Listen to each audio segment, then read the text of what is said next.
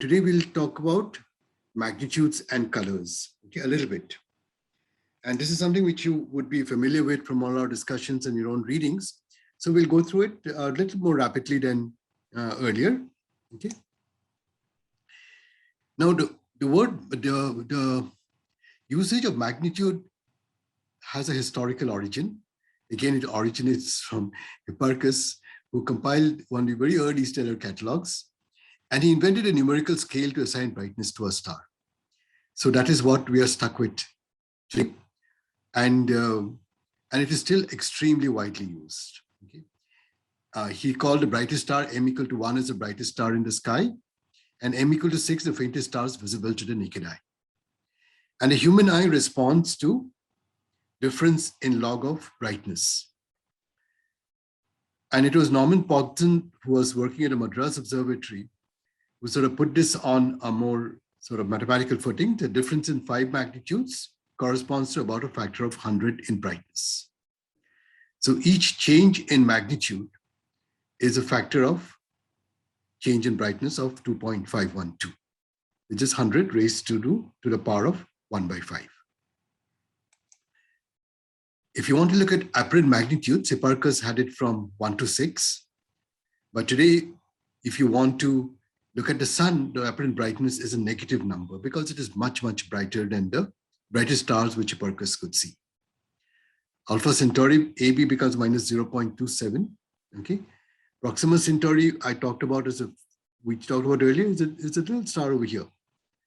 Okay, that's a fainter companion of the system. Then these are brighter than the brightest stars, and as we go, you go to fainter and fainter objects. Rigel is 0.14. Deneb is 1.26, and the faintest objects are about 30 magnitude over 30. This is MV denotes in the visual band, okay, over here. So you can see that if I take 30 and minus 26.8, it's about 100 to the power of 57 by 5. So we are talking about 10 to the power of 23 orders of magnitude in terms of the faintest to the brightest objects that one can observe, ranging from the sun, which is the brightest, to the very faint images of, for example, the ultra deep Hubble field, which are picked up. And these have been picked up by observing and integrating over long periods of time. But it is a huge scale in terms of the brightness of the object. But this is the apparent magnitude. And you can see that this has no absolute value in terms of the energy which is received. It's just a number which Hipparchus assigned from 1 to 6, from the brightest to the faintest, which he could see, and which we have extrapolated to other stars. Flux, as we saw earlier, is just luminosity divided by 4 pi r squared. And we know that the flux of the sun, if you divide the luminosity by 4 pi r squared, you get the solar constant, which is 1360 watts per meter squared. I should just mention here that the interesting answers which you gave while discussing about the solar constant being constant were really sort of quite interesting. In fact, it is, if you all participate in a class, it also sets me thinking. And one of you talked about the ellipticity of the orbit, and that is being responsible for changes in this number. And I should have mentioned that this solar constant is defined at 1 AU. So even if this orbit is elliptical, the flux, the solar constant is normalized to the 1 astronomical unit, which is the average distance between the sun and the earth. The other aspect which we also mentioned is that if we talked about cosmological objects, which are moving away at a high redshift, at a high velocity, objects at high redshift particularly, that the spectrum is going to shift. And also if there are aspects or parts of a radio source or a celestial object, maybe a jet at any wavelength which is moving towards you, there would be relativistic corrections which will have to be applied. But we will not deal with those details in this course. Just a simplified form is flux is equal to luminosity upon 4 pi r squared. So we would like to relate magnitude to flux, magnitude to luminosity, and try to calibrate that. So if I had two stars of flux F1 and F2 and of magnitudes M1 and M2, I could relate this by F2 by F1 is equal to 100 to the power of M1 minus M2 divided by 5 and work it out. Now, I also define an absolute magnitude of a star, which is the apparent magnitude if it is located at a distance of 10 parsec. Okay, so flux at a distance of 10 parsec versus the flux at any distance can be given by this expression, and you can work out this algebra and convince yourself a little bit on your own. And you can work out a distance to the object of any object by this expression m minus m plus 5 divided by 5, which is 10 is raised to this power. And the difference between the apparent magnitude and absolute magnitude is what is defined as the distance modulus of the star. Okay, if I look at the sun itself, that the apparent magnitude, as we just mentioned, is a huge number, minus 26.83. And if you put the sun at a distance of 10 parsecs, it will have a magnitude of plus 4.74. So, and if you calculate the distance modulus, m sun minus capital M sun, which is minus 26.83 minus 4.74, it gives you a very negative number of minus 31.57. Now, if you go and actually plug in these numbers of minus 31.57 plus 5 divided by 5 and do this little sum, you'll get the distance to the sun in parsecs, okay, in parsecs. So just try and work this out and it should give you the correct answer in terms of the distance of the distance to the sun in parsecs. Okay. Now you can also establish this relationship between the absolute luminosity and absolute magnitude. Again, flux is luminosity divided by 4 pi r squared. F2 by F1 we related to the magnitude. And similarly, I could relate the luminosities to the absolute magnitudes. Absolute magnitudes is what it would have at a distance of 10 parsecs. And over here, if 2 denotes the sun, then we could get the absolute luminosity or absolute magnitude of any object relative to the sun and the relation between the luminosity object and the luminosity of the sun. Okay. This I've given as an assignment for you to just work out relation between the apparent magnitude, the absolute magnitude of the sun, and the flux that you would get for the object and the flux that you expect for the sun at a distance of 10 parsecs. It's just a little bit of algebra to work it out, just to make yourself more at home with these apparent and absolute magnitudes. Absolute magnitude m minus m, when it is 0, it's at a distance of 10 parsec.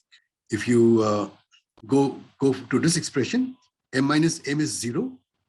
So 0 plus 5 divided by 5. So the distance modulus, you can go and work out that way for different kinds of distance moduluses and see what distance it corresponds to. Okay, let's just do it for one more, which is m minus m equal to 5. Then what you'll get is m minus m equal to 5. 5 plus 5 is 10. 10 divided by 5 is 2. So m minus m of 5 corresponds to a distance of 10 squared, which is 100 parsec. So the distance modulus gives you an estimate of the distance of an object, and there is a direct relation between the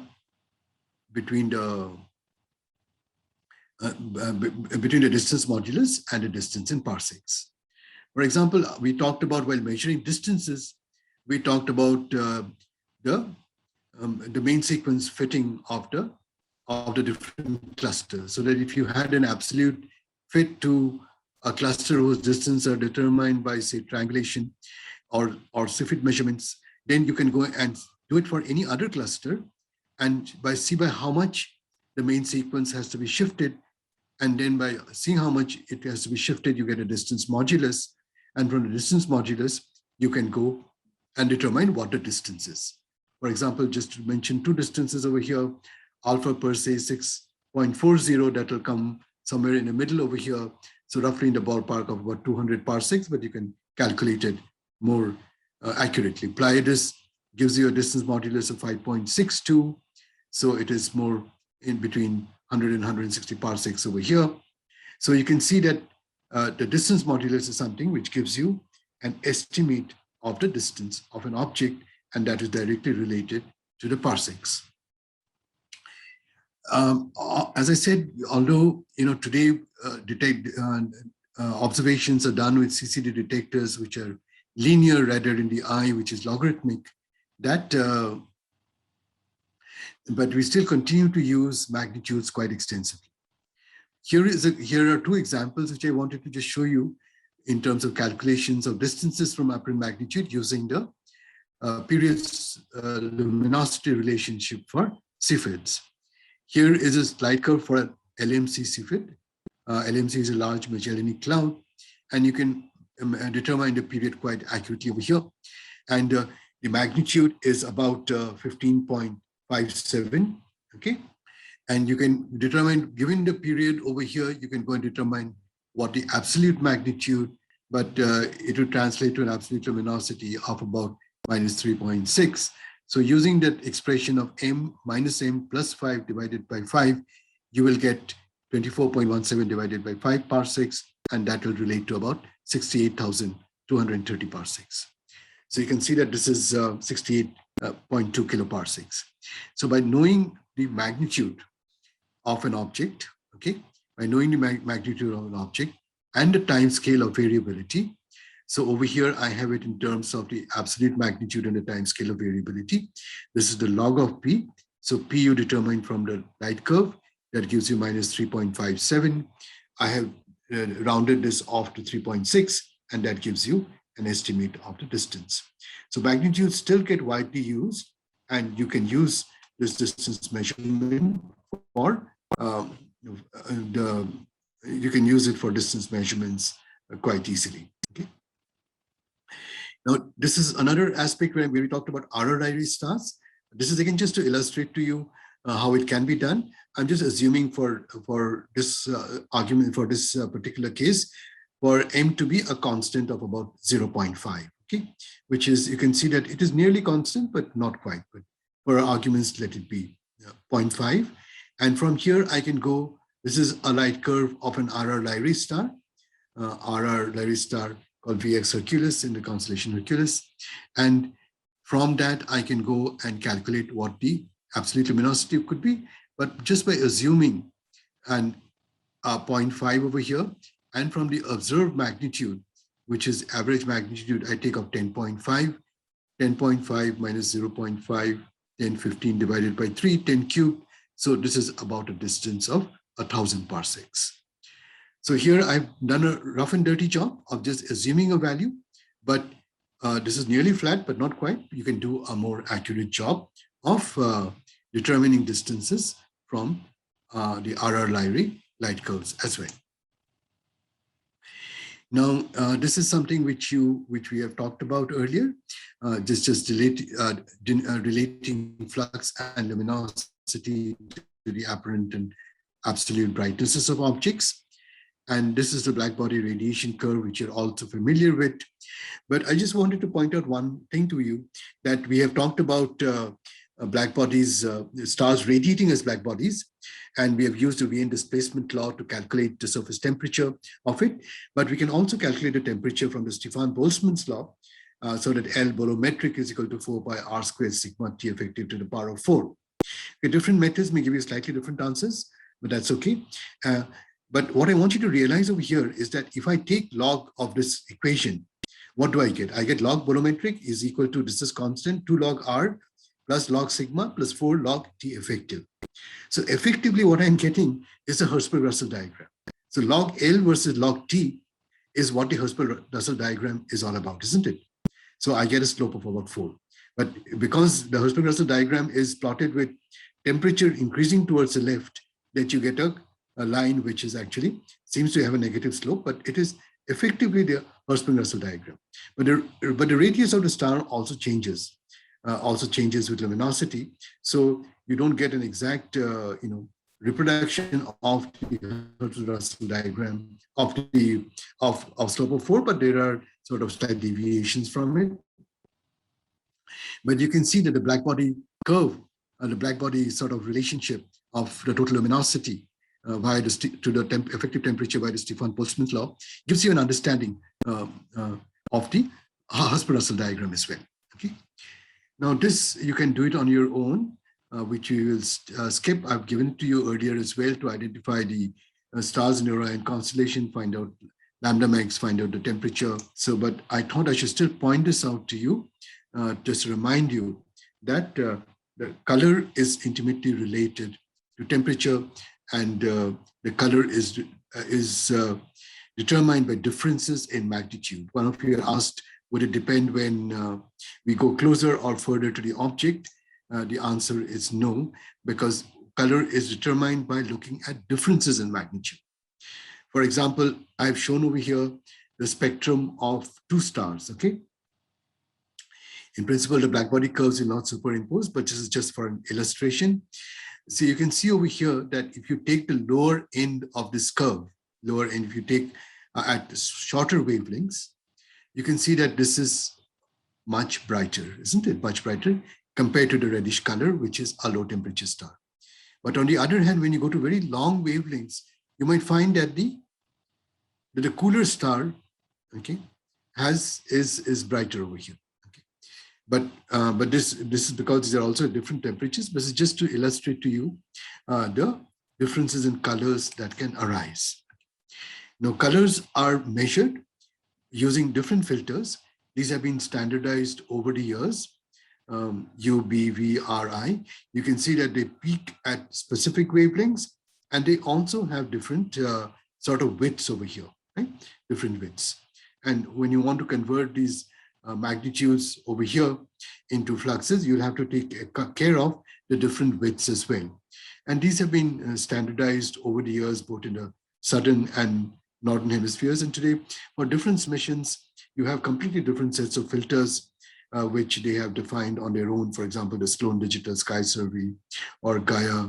But these were the traditional filters which were used in ground-based telescopes for a very long time and still continues to be used. If you're, the other aspect which I wanted to just mention is lambda max upon where it peaks versus the delta lambda over here. And usually in the lambda max upon delta lambda typically is of the order of 5 or so over here. But people also have very narrow band filters where delta lambda is very small, because you may want to look at a specific line, or you may want to look at the dynamics of a specific line. So lambda max upon delta lambda, if it is larger, it gives you an idea of the spectral resolution of your instrument, of your telescope, or the instrument which you're using in your telescope. So filters can be very narrow also, depending upon what you want to study, whether it's a broadband continuum you want to pick up or the narrow band you want to pick up. So you can define your magnitude in any of these bands, okay? U, B, V, R, I. Now, as I mentioned, that magnitude is a relative scale. I mean, that's what Hipparchus did, right? 1 for the star he could see, 6 for the faintest star he could see. Now, but this is a relative scale, so we want to know, we have to define a 0 point for it. And traditionally, a star called Vega, actually a few stars similar to Vega in the vicinity of Vega, you take an average, and these are often referred to as a Vega magnitude.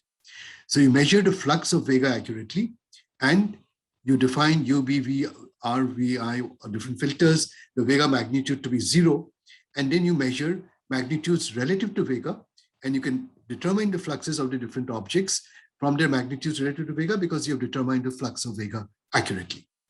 But there have been issues about slight variability of Vega, and also issues about the infrared emission as well.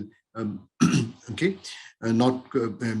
so people now think of a artificial A0 star and try to define it. So, but these have all been sort of standardized. But I'm just trying to give you a brief glimpse of the way people have done things and are doing things. So, okay. Now, if I look at Vega, in any magnitude, it is 0. B0, V is 0. So the color, which is B minus V, is 0. Okay. Now, color, in the absence of extinction, would be independent of distance. Okay. Because you're finding the difference in flux or the difference in magnitude between two filters. Right? Between two filters or two wavelengths. So this is not going to depend on distance, as long as you're not worrying about extinction. And you would look at differences in magnitudes for standard objects to look at extinction, but in the absence of extinction, it will not depend on distance. Now, here are two stars I've written down, and this is the magnitude in the B band, and this is the magnitude in the V band, so that if I take a difference in color, I get plus 1.87 for one. And if I take a difference in color for this one, 3.20, 3.39, I get minus 0.19. Okay. Now, I want you to think for a moment and tell me which one is a cool star and which one is a hot star, temperature-wise. All stars may be cool and sort of in a different sense, but which one is a colder star and which one is a hotter star? Or is it possible to make a statement with the information provided? Any one of you can unmute and say. Remember that the fainter the object, the higher is the number in terms of B. In fact, I've written B and V over here rather than M, because in the standard filters, it is standard to denote the apparent magnitude with the letters representing the different filters being used.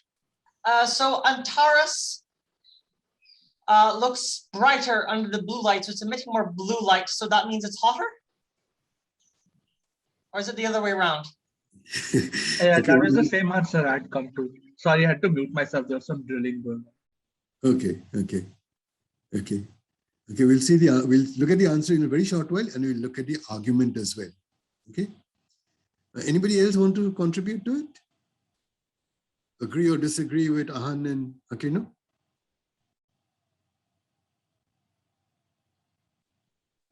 Okay, let's look at it. So let's look at the color. Let's look at the argument for it. Okay. Now, B minus V Antares is 2.96 and 1.09. Okay. So Antares has a value where it is fainter in the blue than in the visual, right? So the larger the value of the magnitude, the fainter it is. So this, I've just drawn a part of a black body curve. I picked it up from these lessons by, which I picked up from this website. It's quite a nice site actually to illustrate some of the very basic concepts. So you can see that 2.96 is fainter than V, right? Higher the magnitude, the fainter it is, right from the days of Hipparchus. So you can see that if it is fainter in the blue and brighter in the red, then it has to peak at a longer wavelength. So this, if it peaks at a longer wavelength, it has to be cooler, right? So if B minus V is greater than 1.5, it is generally a cool star. Here, you can see that it's not the value of the magnitude, but the difference that matters. Here, it is fainter than Antares, right? It's 3.20, but it is brighter than in the visual. So that means if it is brighter, that means the peak is towards shorter wavelengths. If the peak is towards shorter wavelengths, then you know that it has to be hotter, because Weyl's displacement law will tell you that lambda mt is equal to a constant, so it has to be hotter. So you can see that color becomes a proxy for temperature. It's not absolutely accurate, but it's a pretty good proxy. And that is why when you look at the Hertzsprung-Russell diagram, very often you will see not temperature plotted on the x-axis, but you'll see the color, B minus V, or any other filter that you use. If you use Gaia, you'll find Gaia filters being used. But traditionally, it would have been B minus V kind of filters that you will see. And that is because the color is a proxy for temperature. All right. And you can see that and understand that from this illustration over here. And that is what I'm trying to illustrate in this Hertzsprung-Russell diagram over here. You can see that B minus V, the more negative it is, the higher the temperature, the smaller the number. Positive numbers and higher values are cooler temperatures. So the color of a star is an intrinsic property, but if there is extinction, you have to correct for that, right? Because extinction will affect the shorter wavelengths more than at longer wavelengths. To show you how good a proxy it is, here is a graph which I picked up from one of the papers of log T effective versus the B minus V color. All right. And you can see that it's not bad over here, right? It's not at all bad, right? I mean, there are deviations at a higher end, a bit more significant than in the middle range over here. And our sun is somewhere over here, B minus V color. And you can calculate, you can sort of play around with this when I show you the file and see what kind of temperatures different B minus V relate to. So color becomes a proxy for the temperature. So the thing is, ideally, you would not like to rely on that. But if you had a huge number, then this gives you a quick job of looking at the temperature of stars. But if you want to get more accurate values, then you would take a detailed spectra, get the total luminosity, find T effective, find lambda MT, find the spectrum. So you can do more detailed work for individual stars. But when you have millions of stars or lots of stars, then this gives you a pretty good approximation for the temperature, as we just saw. So this also plots what you would see for an ideal black body versus the stars of different spectral types in the main sequence. And you can see that it gets close to the black body for the more massive stars and for the cooler stars. But there are deviations from it. But as we said, overall, it's a good proxy for it. Another term is the volumetric correction. Okay, you can see the difference between what you measure at a particular band versus the total band. Okay, similarly, you can see that this is the total volumetric luminosity. This is what is measured at a particular band. Okay, and the brighter the object, the smaller the number. The fainter the object, the larger the number. So your volumetric values will be brighter than only a part of it. So usually you'll find this number to be negative. Now, just to introduce you to a little bit to the different filters, just to mention to you without getting into any details, is that you'll find that, as I mentioned, the different missions, space missions, as well as ground-based telescopes have not stuck to the traditional UV-VRI filters, but they've designed their own filters for the different scientific objectives they've had in mind. So you'll see these plots operating, plots from SDSs with these filters rather than the UV-VRI filters. And similarly at other wavebands as well. For example, in the infrared waveband as well, you will find that they will operate in certain wavelength regions.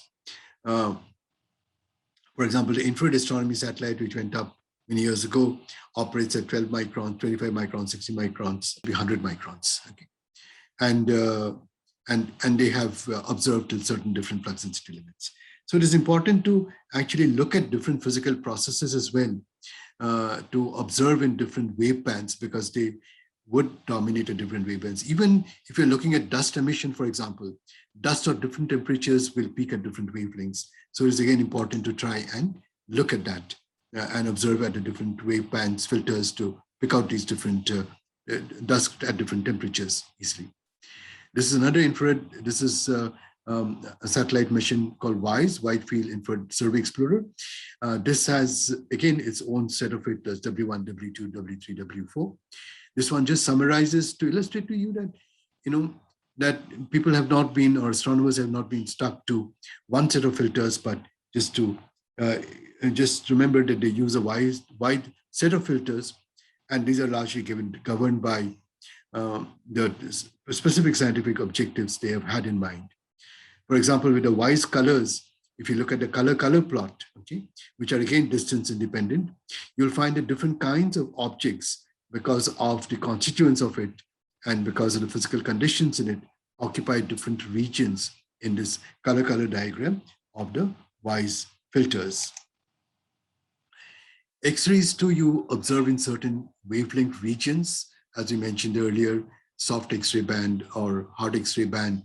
But ultimately, when you want to do a multi-wavelength study of an object, that has all got to be standardized so that you can measure the flux across the electromagnetic spectrum using a single set of units.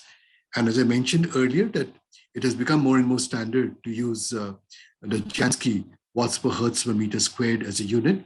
And this shows you the spectral energy distribution. This is new in hertz over here. It goes right up to the highest energies, starting from the lowest energy radio waves, the peak being in the infrared region, and the high energies being X-rays and higher energy gamma rays.